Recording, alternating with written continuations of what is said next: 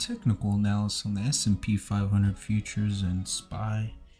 And what we've got here, I had mentioned in my last video, I had mentioned this rugged looking primary trend line here as the last resort for a big trade. And hey, if you're bullish right now, this is the time to buy.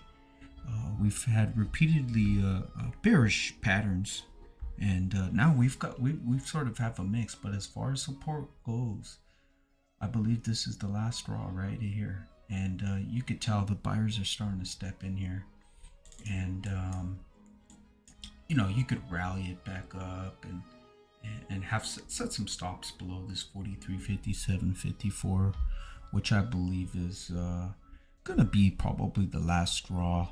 And if this is broken with authority, then I'll lay out some targets. But yeah, very confusing chart in a sense, where we essentially put in a 3 outside down bearish pattern here, followed by a 3 inside up bullish pattern, and at the same time we sort of have this falling 3 method pattern here as well. So very conflicting as far as any good news goes. I know if there's any diplomatic solutions to Ukraine, I believe there's definitely a bounce in the cards in the markets. But that's what it is. Take it for what it is. And if you copied my charts, you would have had that pop right there. I mean, that's as good as it gets. We closed right. This was today's close. We closed right on it, opened up, and the futures are up and running here. And we'll see how it plays out. We'll kind of zoom in here. This is the 60-minute chart of the S&P 500 futures, and we put in a morning doji star here, and it's a pretty bullish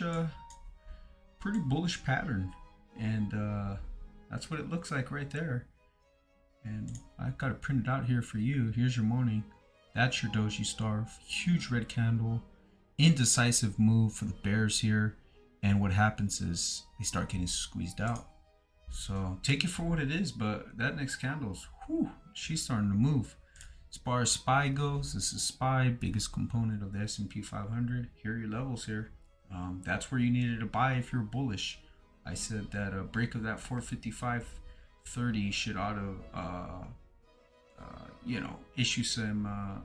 issue some sell signals, and we'll see how that plays out. As far as of a bounce tomorrow goes,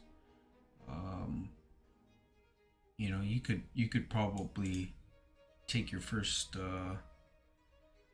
minor resistance here. You could take it a shot at that 48.81 and see where it goes from there. Try to target, which will probably kind of coincidentally go with the 50-day moving average there as well. So we'll see how it plays out. And I also had mentioned that the weekly's 50 moving average was right beneath it too. That's why I consider that 435.30 really the keystone moment of the correction if it were to ensue. Now I did hear the Fed talking about potentially, I was wrong about the emergency rate hike. They didn't hike an emergency rate hike, but they're talking about a 25 basis points. Now historically, a 50 basis point rate hike has always ensued a 20% or more stock market correction if you were to pull up the chart. So now they're backing off and saying a 25 basis points. I don't know how long they can keep this bluff going, but